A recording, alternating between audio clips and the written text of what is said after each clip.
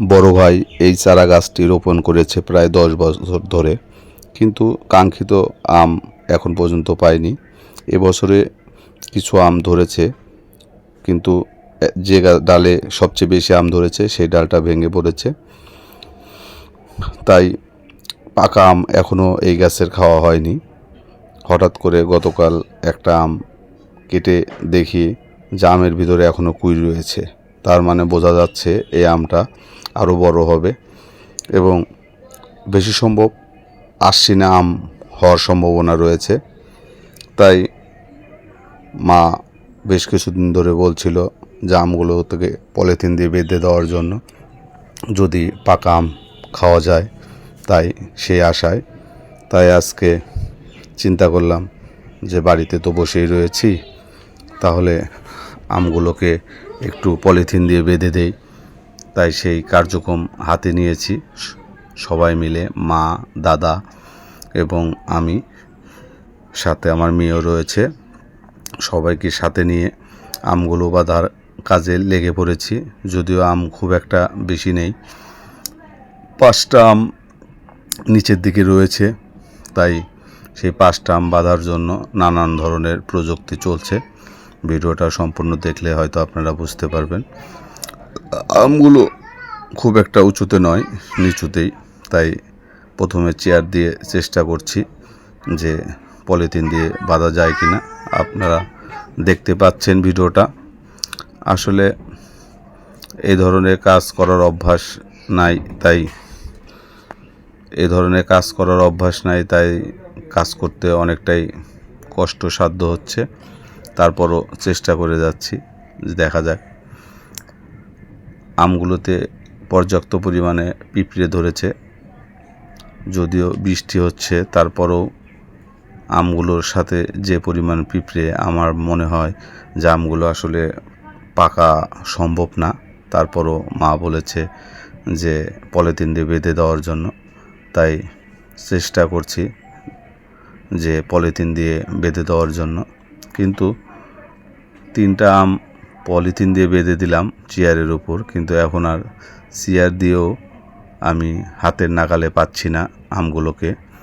তাই চেষ্টা করছি ভিন্ন উপায়ে যে আসলে আমটাকে বাঁধার কোনো চেষ্টা করা যায় কি না। তাই নানানভাবে চেষ্টা করছি। মা বলছে যে আসলে ওইভাবে সম্ভব না, হয়তো তুই বিপদে পড়ে যেতে পারিস। তারপরও মনে হচ্ছে যে না, কোনো কিছু হবে না। পরে দাদাভাইকে ডাক দিলাম, ডাক দিয়ে দাদাভাই চেয়ারটা ধরলো। আমি উঠে আমটা বাঁধার চেষ্টা করলাম, কিন্তু তাতেও হাতের নাগালের বাইরে। অনেক চেষ্টা করলাম কিন্তু পাচ্ছিলাম না। তারপর আমগুলোর সাথে এ পরিমাণ পিঁপড়ে যে হাত দেওয়ারও সাহস পাচ্ছিলাম না। পরে চিন্তা করলাম যে একটা টুলের ব্যবস্থা করলে হয়তো বা আমটাকে বাঁধা যাবে। তাই মাকে বললাম যে একটা টুল নিয়ে আসার জন্য।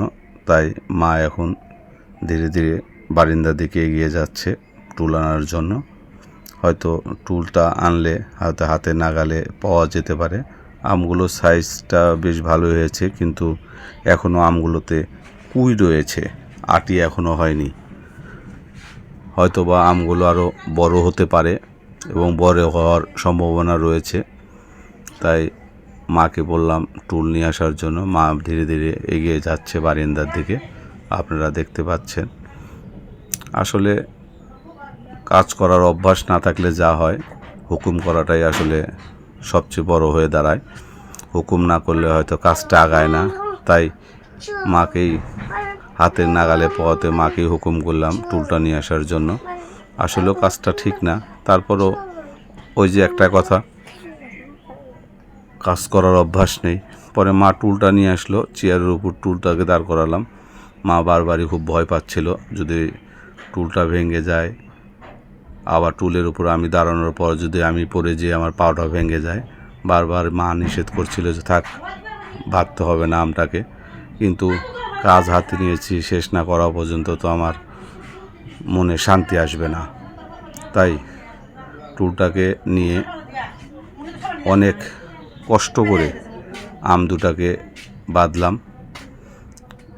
দেখতেই পাচ্ছেন ভিডিওটাতে আসলে আমটা কিভাবে বাঁধছি। আমে প্রচুর পরিমাণে পিঁপড়া রয়েছে, তারপরে পিঁপড়া সহই বাঁধলাম।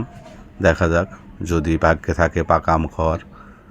ভিডিওটা যদি ভালো লাগে তাহলে লাইক, কমেন্ট ও শেয়ার করে পাশে থাকবেন এবং নিত্য নতুন ভিডিও পাওয়ার জন্য সবাই একটু করে ভালোবাসা দেবেন। আপনাদের ভালোবাসায় পারে আমাকে সামনের দিকে এগিয়ে নিয়ে যেতে। আপনাদের ভালোবাসা এবং সহযোগিতা আমি হয়তো সামনে এগিয়ে যেতে পারবো। সবাই ভালো থাকবেন, সুস্থ থাকবেন।